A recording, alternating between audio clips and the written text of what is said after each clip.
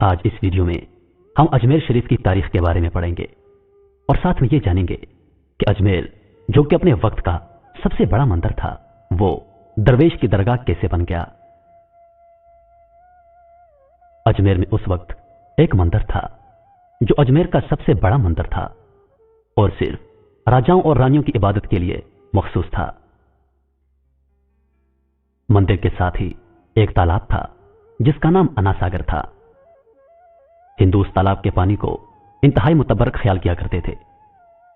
ان کا عقیدہ تھا کہ جو اس تالاب میں غسل کر لے اس کے سب گناہ جھڑ جاتے ہیں۔ اس مندر میں رات کو اتنے چراغ جلتے تھے کہ صرف ایک ہی رات 3.5 من تیل ان چراغوں میں استعمال ہوتا تھا۔ ارد گرد کے کئی دیہات مندر کے نام تھے، یعنی ان دیہات کی آمدن ان مندر پر خرچ ہوتی تھی۔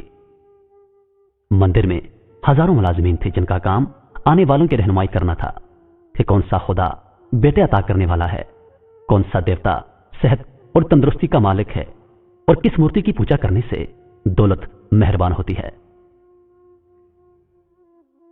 خواجہ غریب نواز رحمت اللہ علیہ اس مندر میں تشریف لے گئے اور انا ساگر سے کچھ فاصلے پر چٹائی بچھا کر اپنی مریدوں کے ہمراہ بیٹھ گئے۔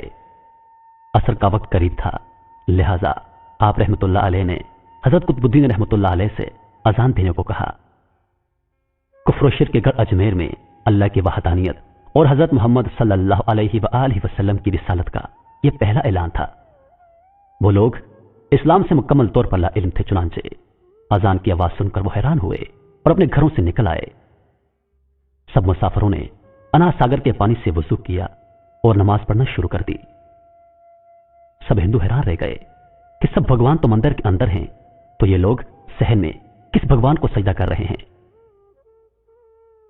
شام ہوئی تو راجا کے اونٹ جو دن میں چرنے کے لیے گئے تھے اپنے چرواہوں کے ساتھ واپس آنے لگے۔ اتفاق سے جہاں حضرت خواجہ رحمت اللہ علیہ اپنے ساتھیوں کے ساتھ بیٹھے تھے وہ جگہ راجا کے اونٹوں کے بیٹھنے کی جگہ تھی۔ چرواہوں نے بابا صاحب رحمت اللہ علیہ سے کہا کہ اٹھو بابا، اونٹوں کے بیٹھنے کی جگہ خالی کر دو۔ آپ رحمت اللہ علیہ نے فرمایا، اتنا میدان پڑا ہے، اونٹ تو کہیں بھی بیٹھ جائیں گے، کیوں مسافروں کو تنگ کرتے ہو؟ وہ لوگ نہ مانے اور مسلسل اصرار کرتے رہے کہ اونٹ اسی جگہ بیٹھیں گے۔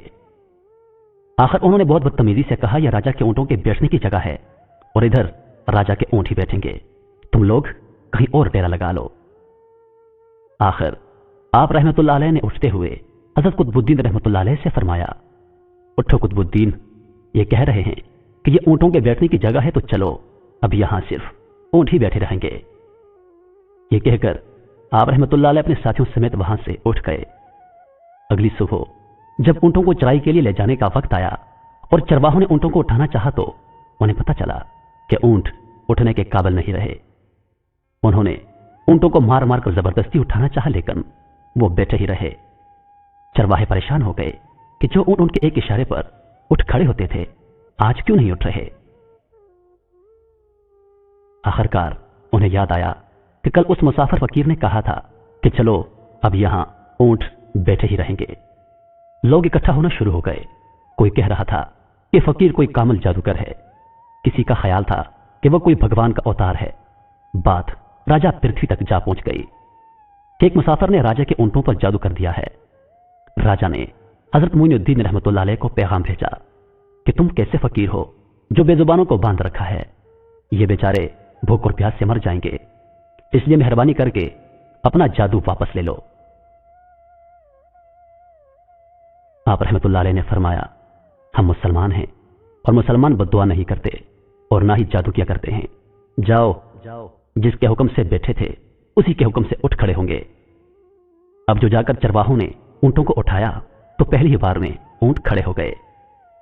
ہندوؤں کی دلچسپی ان مسافروں میں بڑھنے لگی۔ 5 وقت کی اذان ہوتی اور نماز ادا کی جاتی۔ آخر راجہ تک یہ بات پہنچ گئی اور اس کو شکایت کی گئی کہ یہ جو فقیر آئے ہیں سب کے سب مسلمان ہیں، 5 وقت اذان دیتے ہیں اور ہمارے پوتر تالاب کو ہاتھ منہ دھو کر گندا کرتے ہیں، ہمارے دھرم کے خلاف باتیں بھی کرتے ہیں، کہتے ہیں کہ یہ مورتیاں پوجنے کے قابل نہیں، یہ تو محض پتھر ہیں، اس لیے انہیں یہاں سے اٹھا لیا جائے۔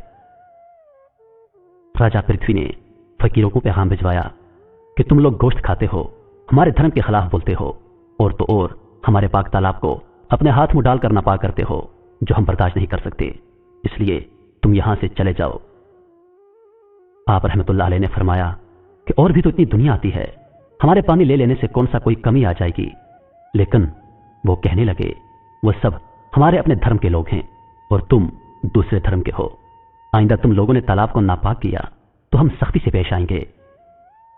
आप रहमतुल्लाह अलैह ने हजरत कुतुबुद्दीन बख्तियार रहमतुल्लाह अलैह से फरमाया, कुतुबुद्दीन, शायद ये लोग आइंदा हमारे पानी लेने पर कोई फसाद बर्पा करेंगे। जाओ एक मुश्किल पानी ले आओ ताकि जरूरत के वक्त कुछ पानी तो मौजूद हो। लिहाजा हजरत कुतुबुद्दीन रहमतुल्लाह अलैह ने उनसे फरमाया, चलो हम मुश्किल भर लेते हैं। हिंदू इस शर्त पर मान गए कि तुम्हारा जिस्म पानी से ना छुए। हजरत कुतुबुद्दीन रहमतुल्लाह अलैह तालाब की सीढ़ियों पर जा बैठे और मुश्किल पानी में डुबो दिया। जब वो भर गया तो हजरत कुतुबुद्दीन रहमतुल्लाह अलैह ने वो मुश्किल ऊपर खींचा, लेकिन जो ही मुश्किल पानी से बाहर आया, अनास सागर का सारा पानी खुश्क हो गया और झील की तह में खुश्क रेत उड़ने लगी। गोया सारा अनास सागर मुश्किल में बंद हो गया। अनास सागर का खुश्क होना था कि पूरे अजमेर में कोहराम मच गया। गलियों मोहल्लों में चीखो पुकार और आहो बका शुरू हो गई। वो रो रहे थे कि हम जो गुनाहों की गठरियां लाते थे और अनास सागर में गौसल करके इनसे छुटकारा पा लेते थे, अब हम गुनाहों का बोझ लिए किधर जाएंगे। सारे इलाके में खबर फैल गई कि मुसाफिर फकीर ने जादू के जोर से अनास सागर को खुश कर दिया है। राजा पृथ्वी इस नई सूरत हाल से बहुत परेशान हुआ। उसने अपने वजीरों को बुलाया। सबने यही कहा कि फकीर या तो जादूगर है या फिर वाकई कोई कामल फकीर है। साथ ही उनकी परेशानी बढ़ गई कि अजमेर की रौनक तो थी अनास सागर के दम से। इसकी वजह से लोग दूर दूर से अजमेर आते थे और अपना ईमान ताजा करके लौटते थे।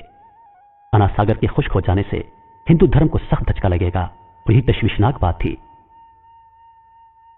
आखिर तय पाया गया कि फकीर से मुज़ाकरात किए जाएं कि आखिर वो चाहता क्या है। अगर उसके मुतालबात माकूल हों तो तस्लीम कर लिए जाएं, या फिर सब मर्द और औरतें बच्चे जाकर फकीर की मिन्नत समाजत करें कि लोगों को परेशानी से निजात दिलाओ और हम पर करम करो। हम अपने गुनाहों का बोझ उठाए किधर जाएंगे और कैसे सुकून पाएंगे। ये तजवीज ज्यादा आसान थी। लिहाजा तमाम लोग बाबा साहब रहमतुल्लाह अलैह के पास आए और बोले, बाबा तुम भी वजू कर लिया करना, लेकिन भगवान के वास्ते हमारा अनास सागर हमें लौटा दो। हजरत ख्वाजा गरीब नवाज रहमतुल्लाह अलैह ने हजरत कुतुबुद्दीन रहमतुल्लाह अलैह से फरमाया, जाओ कुतुब, मुश्किजा वापस तालाब में डालाओ। जो ही मुश्किजा तालाब में उल्टाया गया, अनास सागर किनारों तक उछल आया। इस पानी ने कई दिलों को धो डाला। हिंदू कौम की अपनी तारीखी किताबों में भी हिंदू मौरखीन इस बात को तस्लीम करते हैं कि उस शाम 32,000 हिंदू कलमा पढ़कर मुसलमान हो गए। उन हिंदुओं के मुसलमान हो जाने से हिंदू पंडितों और आम हिंदुओं पर भी गम और गुस्से का तूफान उठ खड़ा हुआ और वो सोच में पड़ गए कि फकीर अगर कुछ दिन मजीद इधर रह गया तो देवी देवताओं का तो नाम लेने वाला भी कोई नहीं रहेगा। लिहाजा लोगों ने राजा को मजबूर किया कि जल्द कुछ किया जाए। राजा ने मंदिर के बड़े पंडित रामदेव को बुलाया और उसे बाबा साहब रहमतुल्लाह अलैह से मुनाजरा रखकर जल्द अज जल्द उन्हें शिकस्त देने और अजमेर से बाहर निकाल देने का हुक्म दे दिया। रामदेव अपने वक्त का माना हुआ पंडित था, जिसकी इल्मी काबिलियत की दूर दूर तक धूम मची हुई थी। दरअसल पंडित शैतानी और जादुई ताकतों का मालिक था। उसने राजा पृथ्वी को यकीन दिलाया कि जल्द ही राजा कोई अच्छी खबर सुनेगा। रामदेव बाबा साहब रहमतुल्लाह अलैह के पास आया और उल्टे सीधे सवालात करना शुरू कर दिए। हजरत ख्वाजा रहमतुल्लाह अलैह ने खामोशी अख्तियार की रखी।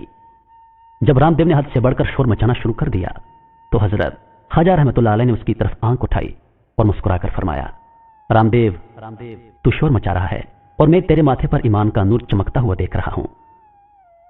इस निगाह और लहजे में ना जाने क्या जादू था कि रामदेव कदमों पर गिरा और रोते हुए बोला, बाबा जिस धर्म के तुम हो उस धर्म में मुझे भी शामिल कर लो।